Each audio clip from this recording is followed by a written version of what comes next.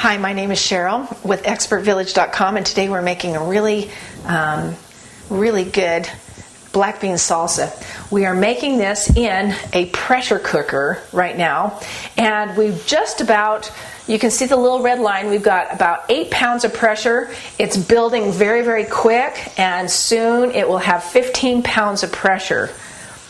And when this second little red line starts to show, then we'll know that we have 15 pounds of pressure, and it's just about ready to show.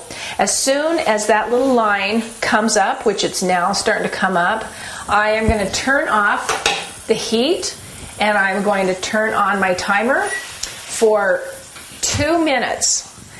This is the process of soaking the beans. We're getting the beans ready to cook, and just for 2 minutes we're going to keep this at 15 pounds of pressure. And then I'll show you the next step in the next segment.